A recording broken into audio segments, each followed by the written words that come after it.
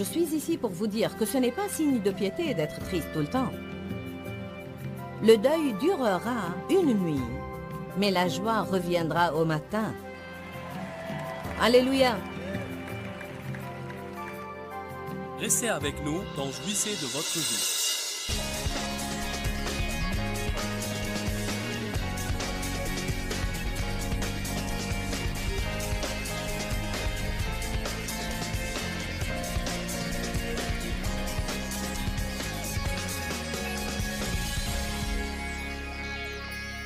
Je veux vous parler sur comment garder votre joie. Dites, je dois garder ma joie.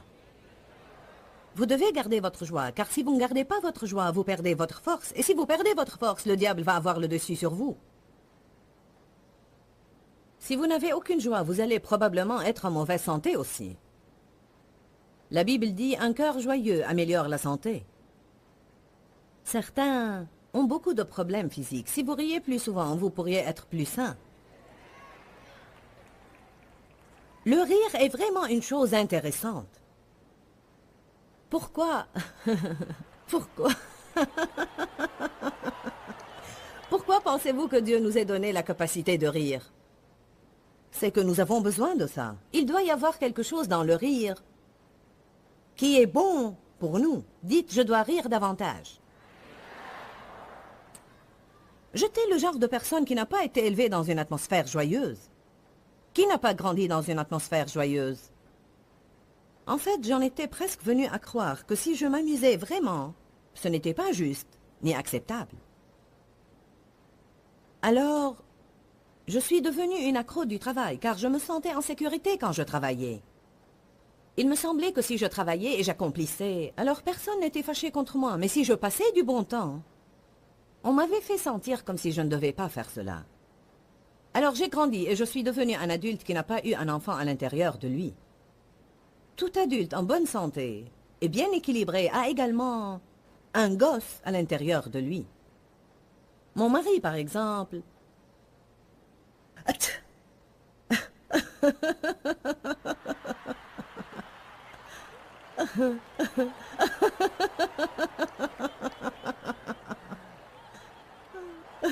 C'était vraiment fort, n'est-ce pas?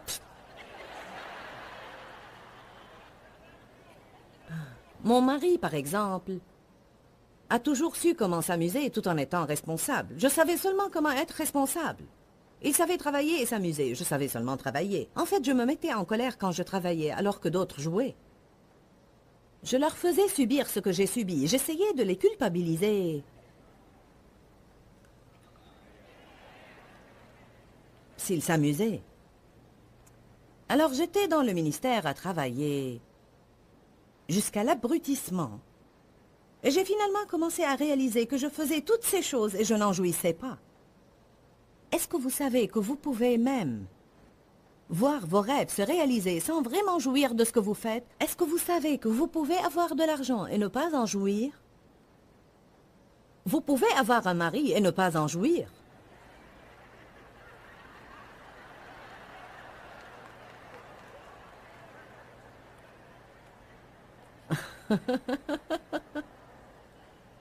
Savez-vous que la Bible dit aux femmes qu'elles doivent jouir de leur mari? Hein? Quoi? Ah, amen. Oui, eh bien, elle dit aussi beaucoup de choses à vous, les hommes. Comme vous occuper de nous, nous laisser faire des choses, comme nous acheter des cadeaux. C'est dans le nouveau chapitre que je viens d'écrire. C'est dans le livre de Joyce.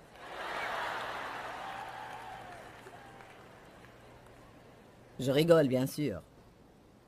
Bien que nous ayons eu un gars qui sortait avec une fille qui lisait assidûment mes livres, ainsi elle lui a dit... Elle l'avait emmené à l'église plusieurs fois et elle lui avait dit qu'il devait lire le livre de Joyce. Le pauvre gars a cherché toute la nuit le livre de Joyce dans la Bible.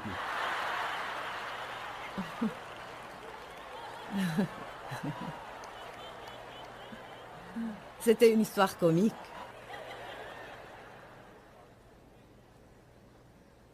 Quoi qu'il en soit, j'écoutais des sermons au sujet de la joie et de la jouissance, etc., etc. Mais il semblait comme s'il y avait trop de pression dans la vie. Il y avait trop de choses que je confrontais. J'avais beaucoup de responsabilités. Je m'occupais de beaucoup de situations sérieuses tout le temps. J'ai commencé à remarquer Jean 10:10 et à le prendre pour ce qu'il dit vraiment. Le voleur ne vient que pour tuer, voler et détruire. Mais Jésus dit, je suis venu pour que les hommes aient la vie et qu'ils l'aient en surabondance, entièrement, jusqu'à ce qu'elle déborde. J'aime Dieu, et si je sais que n'importe quoi est sa volonté, alors je désire la voir. Je suis ici pour vous dire que ce n'est pas signe de piété d'être triste tout le temps. Le deuil durera une nuit, mais la joie reviendra au matin. Alléluia! Évidemment, il y a un temps pour les larmes, un temps pour l'affliction, mais il y a une différence entre la douleur causée par une perte et permettre à un esprit d'affliction de vous envahir et vous restez affligé pour le restant de votre vie. Samuel a été vraiment déçu par Saul parce que Samuel était celui que Dieu avait utilisé pour oindre Saul comme roi. Et quand Saul est devenu aigri à cause de la rébellion, Samuel est passé par un moment de deuil. Dieu lui a finalement dit, « Jusqu'à quand resteras-tu à pleurer, Saul? Je me suis choisi un nouveau roi. » Quand une chose ne réussit pas, Dieu est prêt à aller de l'avant. Ne continuez pas à pleurer la dernière chose qui ne réussit pas. Vous devez vous secouer et aller de l'avant. Amen. Peut-être que ce qui vous a vraiment déçu, peut-être même êtes-vous déçu par Dieu. Vous sentez que vous avez mis votre foi en Dieu pour quelque chose et elle ne s'est pas produite et vous avez laissé cette déception vous rendre amer. Les personnes amères n'ont pas la joie. David nous dit clairement ce qu'il a fait au sujet de la dépression. La dépression veut dire couler en dessous. Une dépression de terrain est une partie en creux par rapport à cette surface. Satan veut qu'on soit dépressif, mais Jésus est notre gloire. Il nous rend notre dignité et notre fierté. David a dit que quand cet esprit essayait de venir sur lui, il parlait à son âme en disant « Pourquoi es-tu tellement abattu, mon âme? Espère en Dieu. » Parfois, quand vous commencez à perdre votre joie, vous devez vous parler à vous-même. Vous devez vous faire un petit sermon. Redresse-toi, cher. Dans Ésaïe, il est écrit, nous devons nous revêtir d'un manteau de fête au lieu d'un esprit abattu. En d'autres termes, quand vous vous sentez abattu, commencez à louer Dieu.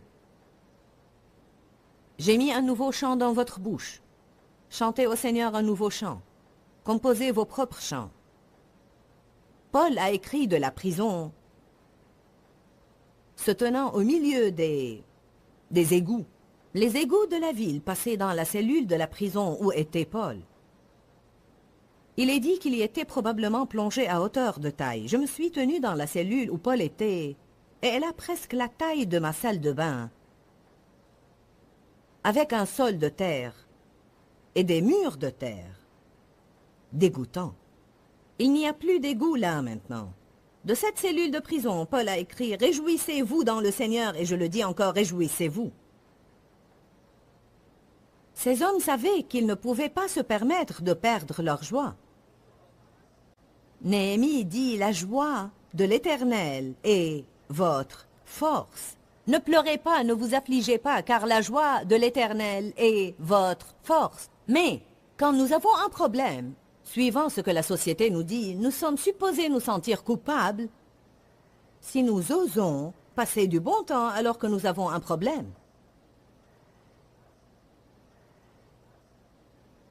De nouveau, dans l'économie de Dieu, tout est diamétralement opposé aux normes du monde. La Bible dit « Dieu siège dans les cieux et tourne en dérision ses ennemis. » Ha ha ha ha. Diable, j'ai lu la fin du livre.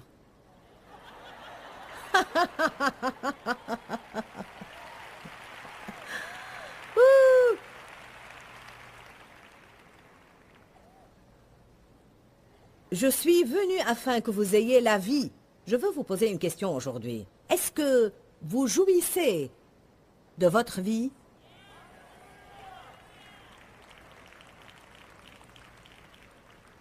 Certains secouent leur tête. Combien d'entre vous peuvent dire « Eh bien non, je ne jouis pas vraiment de ma vie ». Alors vous devriez vous préparer pour un changement. Qui aimerait jouir de sa vie plus? Peut-être vous en jouissez, mais vous aimeriez en jouir plus. J'aimerais avoir encore plus de joie.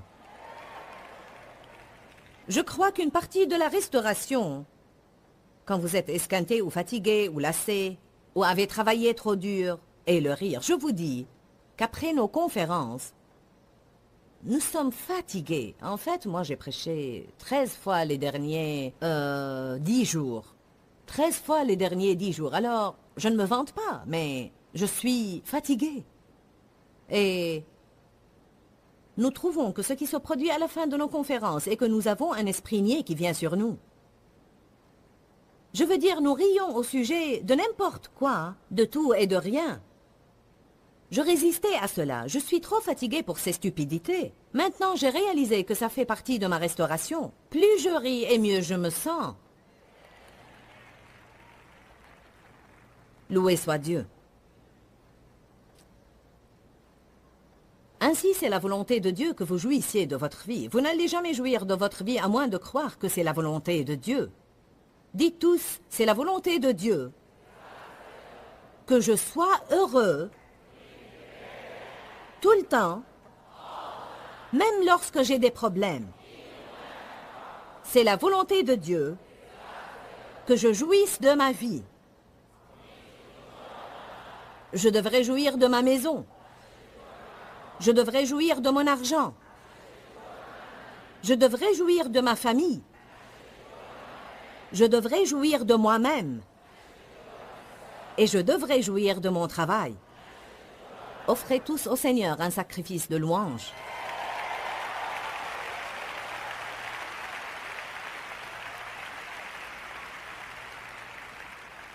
Car si vous ne faites pas attention, vous aurez cette mentalité. Je jouirai de ma vie quand je serai à la retraite. Je jouirai de ma vie quand la maison sera payée entièrement. Je jouirai de ma vie quand les enfants iront à l'école. Je jouirai de ma vie quand les enfants finiront l'école. Je jouirai de ma vie quand les vacances seront terminées. Je jouirai de ma vie quand je n'aurai plus à travailler. Je jouirai de ma vie quand. Bon, quand allez-vous jouir de votre vie? Que tout le monde dise aujourd'hui, à commencer par maintenant. Bien.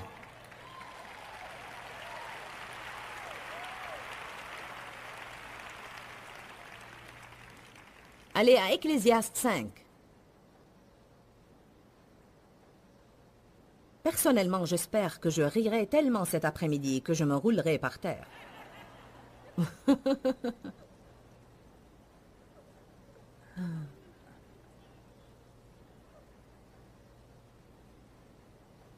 Je crois que jouir de la vie est un cadeau de Dieu. Je le crois vraiment, je crois que c'est un don de Dieu que Satan essaye toujours de nous voler. Qui aime voir ses enfants heureux? En fait, j'aime voir mes enfants s'amuser.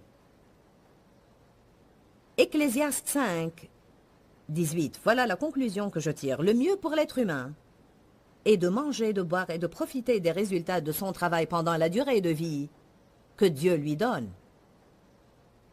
C'est la part qui lui revient. Et tout homme à qui Dieu donne richesse et ressources, qu'il laisse maître de s'en nourrir, d'en recevoir sa part et de jouir de son travail, cela est un don de Dieu. Loué soit Dieu. Vous pouvez avoir de l'argent et ne pas en jouir. Ainsi, si vous pouvez avoir ce que vous avez et en jouir, c'est un cadeau de Dieu. Vous pouvez avoir un travail et y aller chaque jour en murmurant et revenir à la maison en murmurant et vous dites « Je déteste ce travail et mon patron. Je déteste ces personnes avec qui je travaille. » Bien, c'est le travail que vous avez en ce moment, alors il serait mieux pour vous de l'apprécier. Bien, je déteste ma vie. N'est-ce pas une chose stupide à faire? Je déteste ma personne. Devinez quoi, vous n'allez jamais pouvoir fuir de vous-même. Vous dormez avec vous-même, vous prenez une douche avec vous-même, vous allez au travail avec vous-même, vous mangez avec vous-même. Ainsi, si vous vous détestez, vous êtes sûr d'être malheureux. Ne sommes-nous pas idiots? Dites « J'aime ma personne » d'une manière équilibrée. J'aime ma vie. J'aime mon travail. Certains ont dit « j'aime mon travail ». Bien. Vaudrait mieux commencer à l'aimer par la foi, parce que laissez-moi vous dire quelque chose. Je crois fermement, je crois à 100% que jusqu'à ce que vous deveniez heureux là où vous êtes, vous n'allez jamais arriver là où vous voulez être.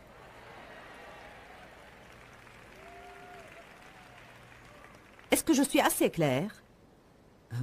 À moins d'être heureux là où vous êtes, vous n'arriverez jamais là où vous voulez être. Maintenant, j'ai un message d'environ 200 points cet après-midi que je n'arriverai pas à donner. Mais je vais commencer ici et nous verrons sur lesquels je prêcherai le plus. En fait, je vais juste vous donner quelques points. Pouvons-nous nous détendre cet après-midi? Je vais vous donner quelques conseils du Saint-Esprit sur comment jouir de votre vie encore plus. La première chose est, cessez d'essayer de tout comprendre. Si vous voulez jouir de votre vie davantage, vous devez comprendre que vous n'allez jamais tout savoir. Vous n'êtes pas censé tout savoir. Parce que parfois, c'est toutes ces choses que nous savons qui nous compliquent vraiment la vie. Et nous finissons par souhaiter n'avoir jamais su ce que nous savons. Parce qu'une fois que vous le savez, alors vous devenez responsable de faire quelque chose. Amen. J'étais une raisonneuse, une logicienne. Je devais avoir tout bien casé. Le Seigneur a dû me délivrer de cela avant que je puisse vraiment avoir la joie de l'Éternel libérée dans ma vie. J'ai dû être délivré du raisonnement. Certains sont des accros. Vous ne pouvez pas vous reposer avant d'avoir fini de raisonner le pourquoi du comment.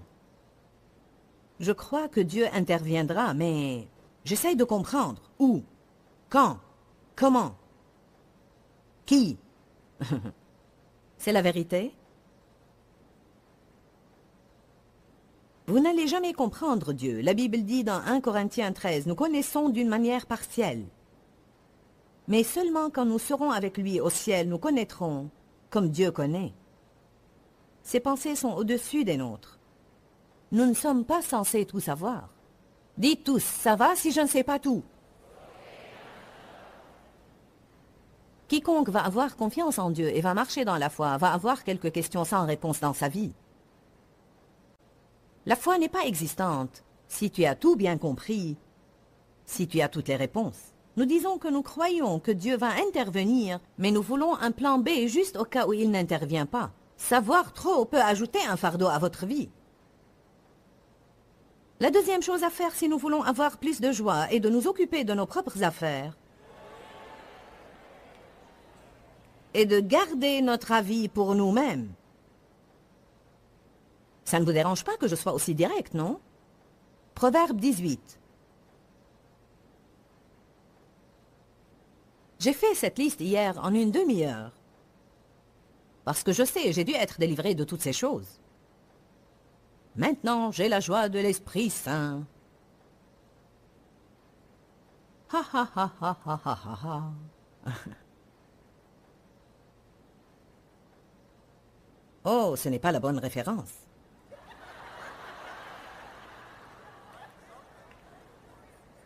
Ah bien, voilà ce qu'elle dit. Cela suffira? Voici ce qu'elle dit. Un sot fait étalage de ses propres pensées. Ouhou! Passons à l'écriture d'après. Oh mon Dieu, je cherche partout maintenant. La voilà, Proverbe 18:2. Je l'ai soulignée et j'ai mis une étoile à côté d'elle.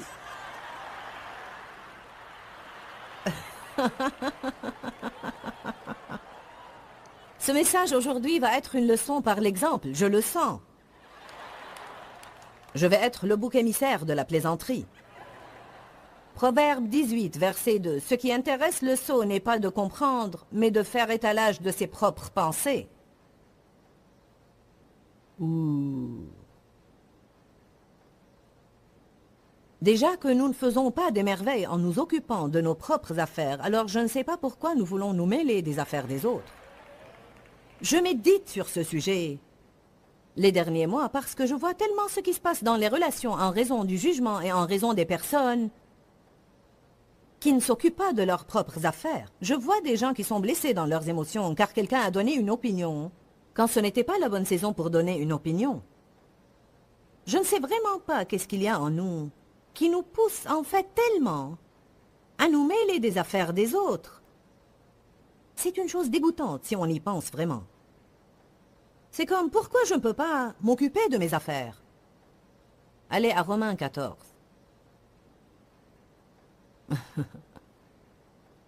Certains fourrent le nez partout. Qui fourre le nez partout? Qui fait étalage de ses opinions?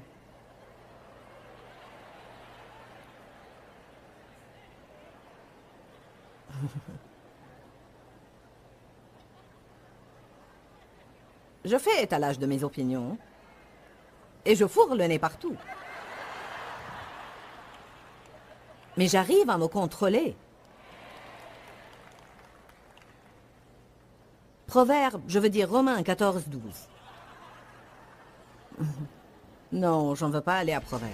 Et ainsi, chacun de nous devra rendre compte à Dieu pour soi-même.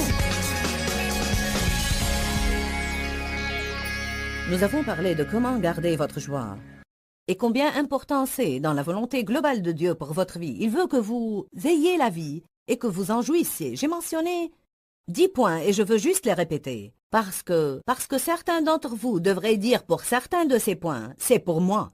Ne ratez pas ceci. Cessez d'essayer de tout comprendre. Occupez-vous de vos propres affaires et gardez votre avis pour vous-même. Apprenez à choisir vos batailles. Vivez au jour le jour. Priez au sujet des choses tôt, plutôt qu'après que vous sentez que vous avez fait tout ce qui est en votre pouvoir et en dernier recours, priez. Soyez positif. Trouvez un point positif et concentrez-vous dessus. Vivez devant Dieu avec une conscience propre.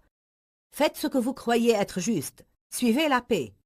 Parlez positivement au sujet de Dieu, des personnes et de vous-même. Et ne pas essayer de nous rendre heureux, mais plantez des graines dans la vie d'autres personnes pour les rendre heureux, et Dieu apportera une moisson dans votre propre vie. Dis-leur que je les aime. Dans ce livret, Joyce Meyer donne une révélation de l'amour de Dieu pour nous.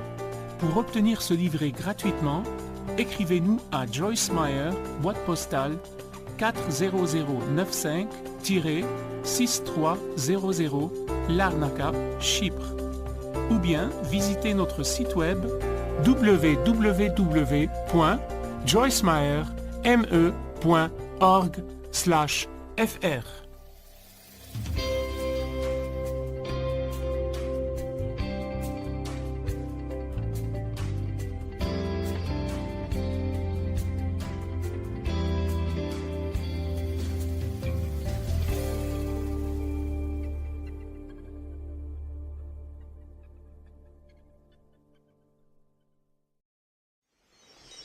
Deviens positif, commence à être en accord avec Dieu. Secoue toutes ces ordures que sont l'offense, l'amertume et le ressentiment. Tous ces... Tu as blessé mes sentiments. Restez avec nous dans Jouissez de votre vie.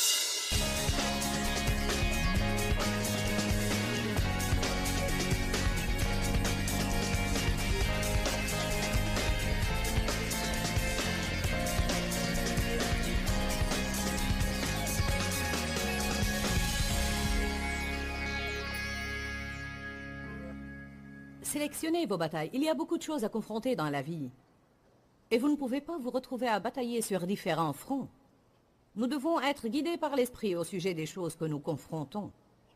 La confrontation est juste, mais nous ne pouvons pas confronter tout ce qui rencontre notre chemin. Autrement, nous serons en train de lutter tout le temps. Quelles que soient les erreurs que j'ai commises hier, quelles que soient les choses qui n'ont pas marché, je ne peux pas aller en arrière et faire quoi que ce soit à leur sujet. Je vais laisser tout ce qui se trouve en arrière. La miséricorde de Dieu se renouvelle. Le soleil se couche chaque jour et le soleil brille de nouveau chaque jour. Je pense que comme Dieu a divisé la journée en 24 heures bien déterminées, c'est qu'il dit « 24 heures sont tout ce que vous pouvez contenir en une fois. Puis dormez et nous recommencerons de nouveau. » N'est-ce pas bon? Que faites-vous? Je vais aller dormir un peu. C'est la vérité. Vous savez, en fin de journée, vous pouvez vous sentir fatigué et vous dites « je n'en peux vraiment plus ». Mais après une bonne nuit de sommeil, vous vous sentez totalement différent. Parfois, quand je suis vraiment fatiguée, je veux quitter le ministère. Et puis le lendemain, je veux sauver le monde. Alors, je suis personnellement très heureuse que Dieu me donne une coupure de 8 heures chaque nuit parce que cela me ravive. Si Dieu a pris la peine de diviser nos journées en 24 périodes d'1 heure chacune, c'est qu'il ne veut pas que j'essaye d'amener mon hier dans mon aujourd'hui et il ne veut pas que je prenne mon aujourd'hui pour l'emmener dans mon demain. Savez-vous ce qu'est l'inquiétude? L'inquiétude, c'est vivre aujourd'hui en essayant de résoudre les problèmes de demain qui peut-être ne se posent même pas encore. Dieu leur a donné leur manne un jour à la fois. Il leur a dit, si vous en ramassez pour plus d'un jour, il va puer et devenir putréfié. Beaucoup de gens ont des vies putréfiées et puantes, car ils essayent toujours de recueillir la manne de demain aujourd'hui.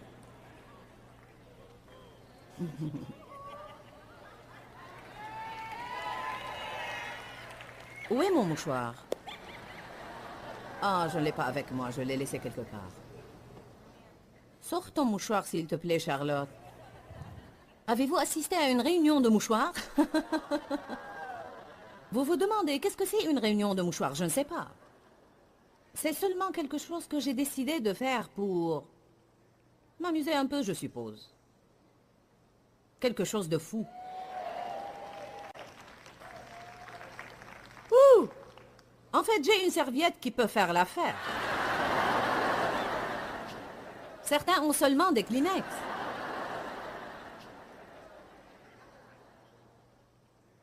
Qui ici a des difficultés à vivre au jour le jour? Je pense que nous avons tous à lutter avec ça à un certain degré et nous devons le faire. Nous devons apprendre à vivre au jour le jour, car si nous ne nous investissons pas dans le jour que nous vivons, nous n'allons pas l'apprécier. Quoi que soit ce qui va arriver demain, pourquoi renoncer à aujourd'hui pour demain? Parce que ce qui va arriver, je ne peux probablement pas l'arrêter. Amen. Une des filles qui travaille chez moi et qui m'aide dans beaucoup de choses à la maison a dû subir une petite intervention chirurgicale cette semaine. Elle a eu un accident grave il y a une année et était à l'hôpital pour quelque temps. Alors, elle a une peur bleue de tout ce qu'il y a à voir avec les hôpitaux. Bien, et si. Je lui ai parlé 3 fois la semaine dernière et je lui ai dit, nous avons prié au sujet de ce qui va se passer et c'est entre les mains de Dieu maintenant. Alors, quoi que soit ce qui va arriver, tu n'y peux rien de toute façon. Tu as à croire que Dieu va s'occuper de tout, et tout va aller pour le mieux. Alors vaut mieux ne pas te faire du mauvais sang toute la semaine, en te préparant pour quelque chose alors que tu ne sais même pas si ça aura lieu. Amen. Nous devons rassembler nos pensées d'hier et les amener toutes à aujourd'hui. Nous devons rassembler nos pensées de demain et les amener toutes à aujourd'hui. Nous devons dire, je vais me donner à aujourd'hui. Vous savez bien que dans Ecclésiaste, la Bible dit de se donner à ce qu'on fait. Notre capacité de concentration n'est pas très grande dans les temps que nous vivons. Nous devons apprendre comment nous concentrer sur les choses que nous vivons et pas sur autre chose. Alléluia. Autre chose qui vous aidera à apprécier votre vie davantage, c'est de prier au sujet des choses assez tôt et pas après avoir essayé tout ce qui est en votre pouvoir de faire. Je viens de terminer une série d'enseignements sur la prière intitulée « Interrompre les plans de Satan ». Et une des choses qui, je crois, est vraiment un énoncé ridicule, c'est « Bien, j'ai fait tout ce qui est en mon pouvoir et je pense que la seule chose que je peux faire maintenant, c'est prier. » Est-ce que ce n'est pas triste? Parce que si nous croyons vraiment dans la puissance de la prière, la première chose que nous ferions, c'est prier. La première chose que nous devrions faire, quand n'importe quel signe, de n'importe quel genre d'ennui apparaît, c'est prier. Si nous nous réveillons le matin et nous nous sentons de mauvais poil, la première chose que nous devrions faire, c'est prier. Si nous nous réveillons et nous commençons à sentir n'importe quel genre de symptômes qui attaquent notre corps, nous devons prier. Allez à Jacques 5.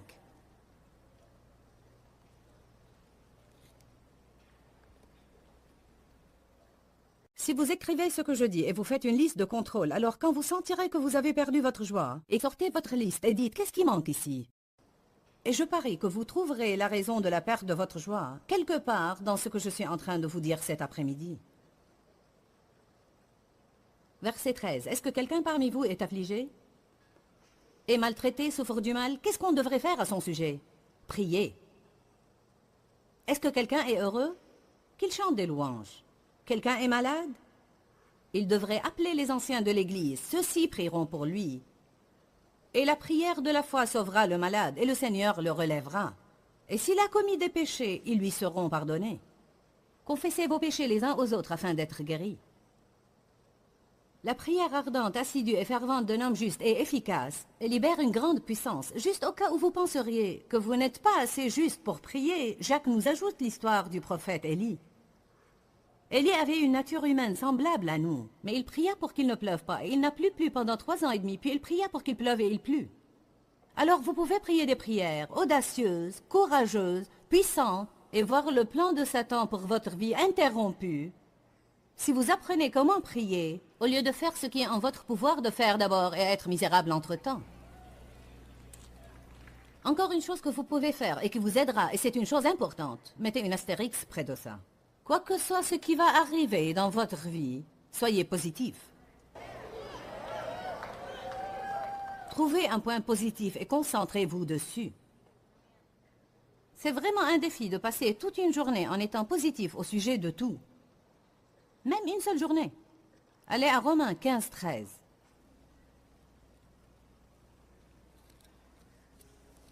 Une nuit, je faisais les 100 pas dans ma cuisine et j'avais perdu ma joie et je ne savais pas ce qui n'allait pas. Oh, j'ai perdu ma joie, Seigneur, je ne sais pas pourquoi j'ai perdu ma joie. J'étais désespérée et je suis allée vers une de ces boîtes à promesses que quelqu'un m'avait données. Je n'ai jamais été une mordue de ces choses, mais quand vous êtes désespéré, vous cherchez un mot dans le calendrier biblique en essayant d'obtenir un mot de Dieu.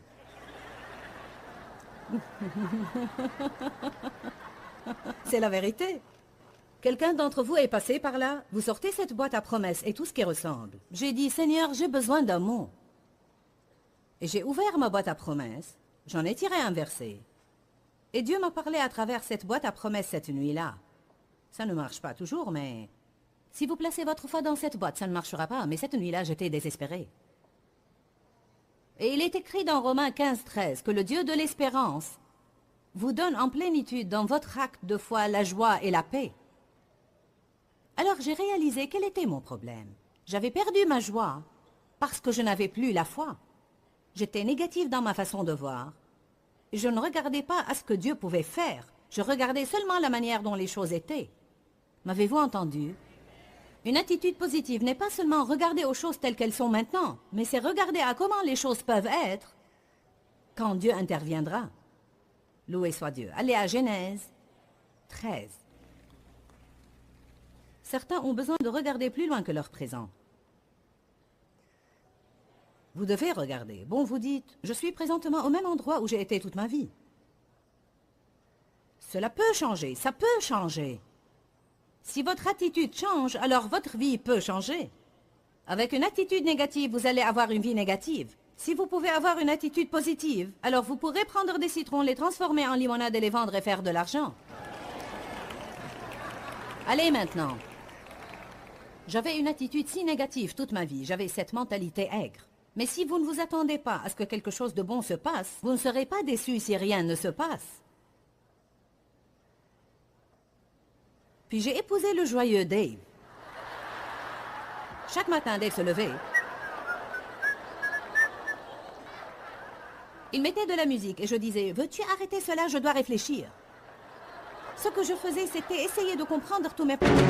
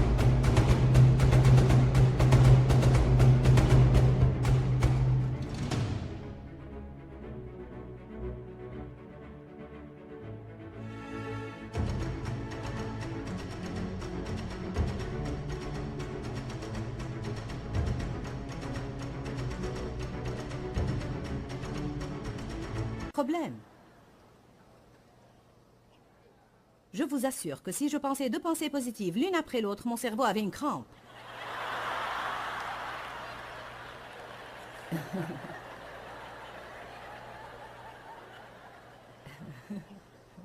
Et maintenant, je ne supporte pas être autour de quelque chose de négatif. Je ne supporte pas quand j'ai des personnes négatives qui travaillent pour moi et qui me disent que je ne peux pas, tu ne peux pas. Ne me dites pas que je ne peux pas. Si vous me dites que je ne peux pas, je le ferai juste pour vous prouver que je peux.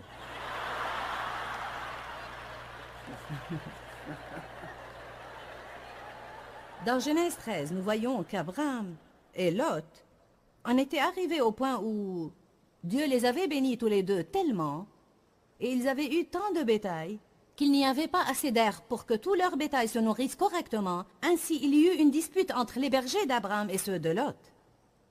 Maintenant, Abraham était un homme vraiment sage. En fait, il a commis des erreurs, mais il savait qu'il devait garder les différends hors de sa vie. Il savait cela. Et il savait que s'il empêchait les disputes et s'il faisait tout ce qu'il pouvait faire pour être un conciliateur, un gardien de paix et un défenseur de paix, le Seigneur le bénirait. Quoi que soit ce qu'il pourrait perdre, Dieu lui donnera davantage que ce qu'il aura perdu s'il gardait simplement la paix. Alors il est allé chez Lot et lui a dit, « Il ne doit y avoir aucune dispute entre nous. Voilà ce qu'on va faire. Choisis la partie de la vallée du Jourdain que tu veux et je prendrai la partie restante. » Ce qu'il a fait est une chose admirable, parce que vraiment, si vous vous rappelez bien, Lot n'aurait rien du tout si Abraham ne l'avait pas pris sous sa protection et ne l'avait béni.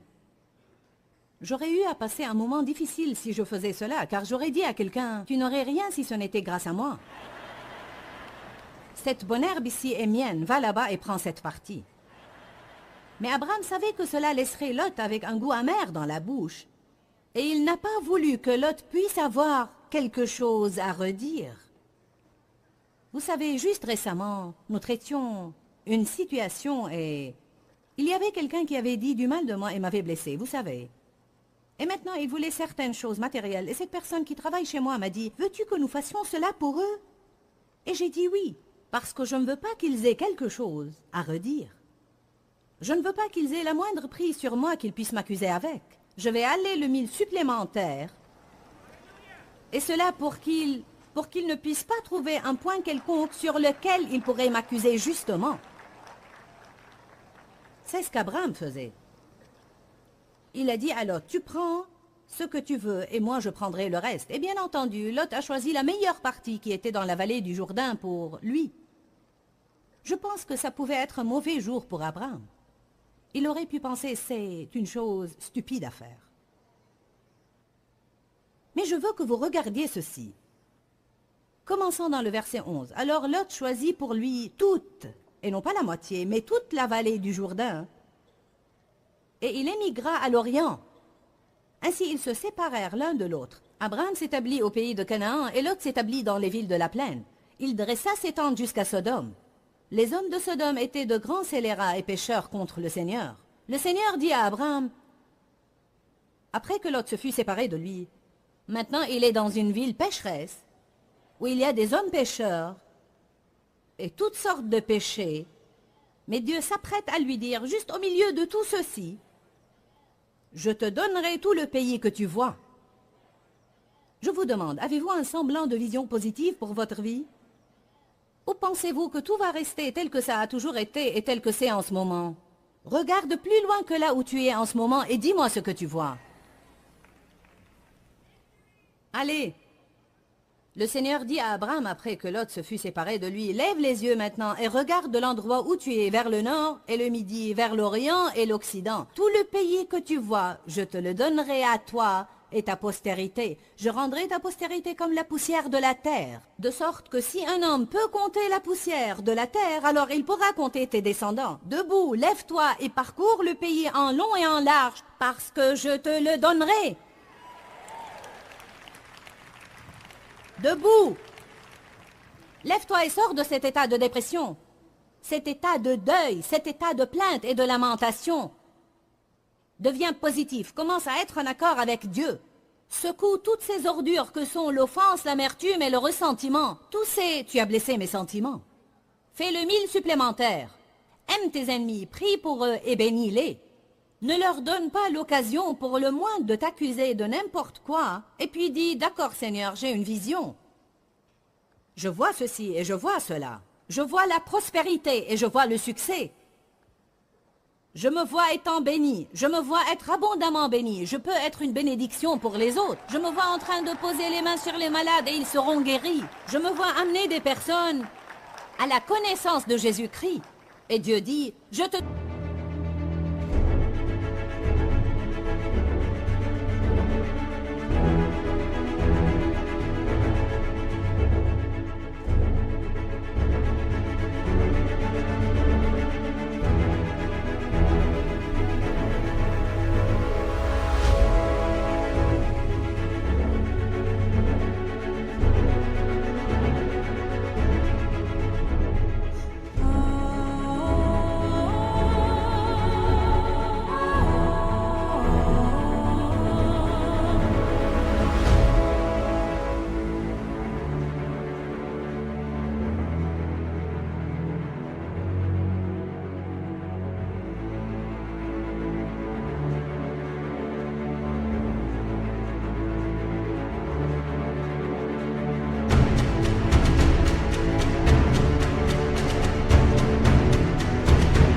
donnerai ceci. Ne perds pas ceci de vue. Dieu emploie des personnes ordinaires. Des personnes ordinaires. Des vases crevassés.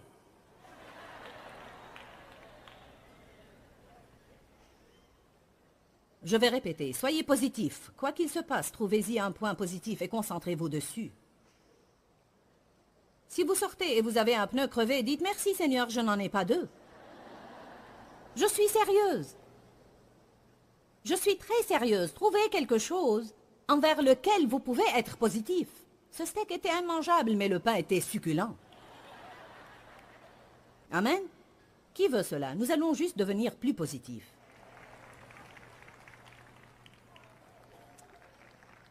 Soyez positifs au sujet des gens. C'est un vrai défi, n'est-ce pas? 1 Corinthiens 13 dit « L'amour croit toujours le meilleur ». Probablement que ce que Satan utilise contre nous, plus que toute autre chose, sont les personnes. Qui dit que les gens sont probablement son plus grand défi? Ils sont partout, n'est-ce pas? Vous ne pouvez pas fuir loin d'eux. Ils sont tous différents de vous. Ils ne feront pas ce que vous voulez. C'est fou. L'amour croit toujours le meilleur. Dans Philippiens 4, il est écrit, voilà ce qui doit vous préoccuper, tout ce qu'il y a de vrai, de noble, de juste, de pur, d'aimable, d'honorable. Tout ce qu'il peut y avoir de bon dans la vertu humaine, voilà ce qui doit vous préoccuper. Si nous allons penser et parler de bonnes choses, la dépression ne peut pas coller à nous. Quand vous parlez avec vos amis, ne parlez pas de vos problèmes tout le temps, mais de bonnes choses. Une autre chose qui augmentera votre joie, c'est de vivre devant Dieu avec une bonne conscience. Qu'est-ce que cela exige? Faire ce qui est juste. Amen. L'apôtre Paul dit dans Actes 24, verset 16, « Je m'applique à avoir sans cesse une conscience irréprochable devant Dieu et devant les hommes. » En d'autres termes, si vous faites n'importe quoi qui offense Dieu, excusez-vous. Si vous faites n'importe quoi qui offense les gens, excusez-vous. Rien ne me tracasse plus que quand je pense que j'ai offensé quelqu'un et je peux à peine attendre pour aller remettre les choses en ordre. Parce que cela m'attriste et m'attriste et m'attriste et m'attriste et m'attriste et m'attriste. Ça me perturbe ma joie.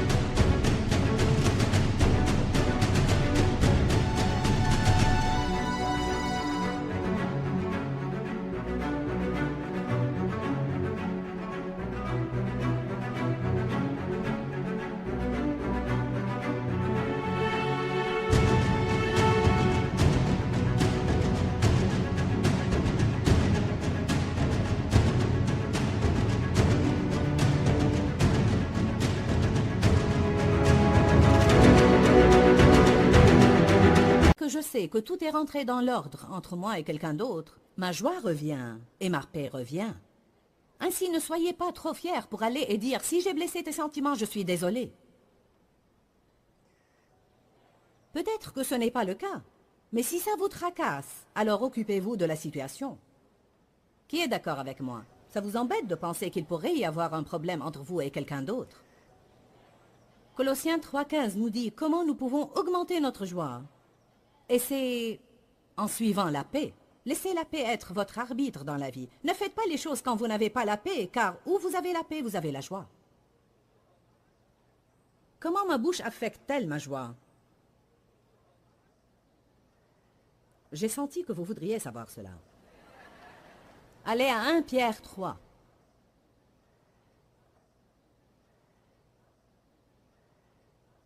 C'est le Saint-Esprit qui me pousse à vous donner ce message.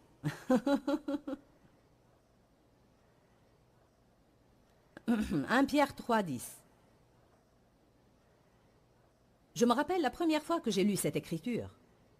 Que celui qui veuille apprécier sa vie et vivre de bonnes journées, qu'elles soient évidentes ou pas, qu'il maintienne sa langue exempte du mal et ses lèvres de toute souillure. Ouh, c'est bon. Alors, si je veux apprécier ma vie, j'ai à faire quelque chose au sujet de ma bouche, n'est-ce pas?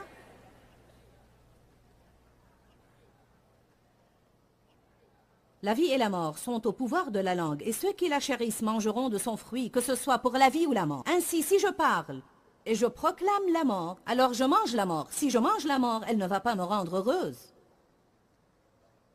Je dois parler positivement. Je dois dire de bonnes choses au sujet de Dieu et au sujet des personnes. Je n'ai pas besoin de dire tout des choses négatives au sujet de moi-même. Combien d'entre vous disent des choses négatives et dégradantes au sujet d'eux-mêmes?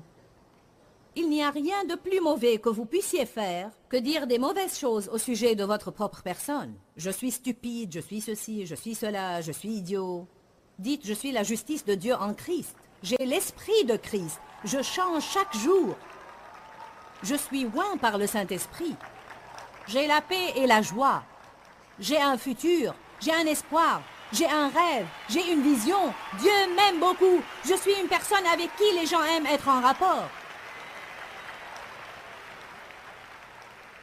Nous avons eu une visitation peu commune de Dieu la semaine dernière à Saint-José. Quelqu'un dans la salle a crié, et les gens font fréquemment ça. « On t'aime, Joyce !» Et ce qui s'est passé à l'intérieur de moi, et je l'ai dit en fait, comme je le fais habituellement, « Je m'aime aussi !» Ils étaient tous. Bon. Il n'y a pas de mal en cela. Est-ce bien de dire « Je me déteste » ? J'ai fait cela pendant des années. Si le Seigneur t'aime, il veut que tu t'aimes aussi. J'ai dit à un groupe de ces personnes, vous avez besoin d'une percée dans votre vie. Et une des meilleures choses que vous pourriez faire est de vous lever de sur vos sièges et de commencer à hurler « J'aime ma personne, j'aime ma personne, j'aime ma personne ». Ils ont commencé à sautiller partout dans la salle « J'aime ma personne, j'aime ma personne ». Vous qui nous regardez à la télé, vous devriez vous lever là où vous êtes dans votre maison et hurler aussi fort que vous pouvez. J'aime ma personne. Oui.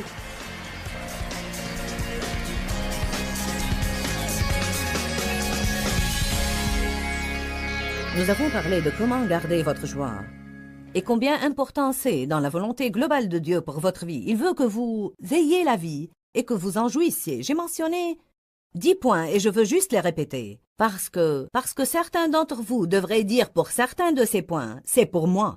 Ne ratez pas ceci. Cessez d'essayer de tout comprendre. Occupez-vous de vos propres affaires et gardez votre avis pour vous-même. Apprenez à choisir vos batailles. Vivez au jour le jour. Priez au sujet des choses tôt, plutôt qu'après que vous sentez que vous avez fait tout ce qui est en votre pouvoir et en dernier recours, priez. Soyez positif. Trouvez un point positif et concentrez-vous dessus. Vivez devant Dieu avec une conscience propre. Faites ce que vous croyez être juste. Suivez la paix. Parlez positivement au sujet de Dieu, des personnes et de vous-même. Et ne pas essayer de nous rendre heureux, mais plantez des graines dans la vie d'autres personnes pour les rendre heureux, et Dieu apportera une moisson dans votre propre vie. Dis-leur que je les aime. Dans ce livret, Joyce Meyer donne une révélation de l'amour de Dieu pour nous. Pour obtenir ce livret gratuitement, écrivez-nous à Joyce Meyer, boîte postale 40095-6300, Larnaca, Chypre. Ou bien visitez notre site web www.joycemeyer.org/fr.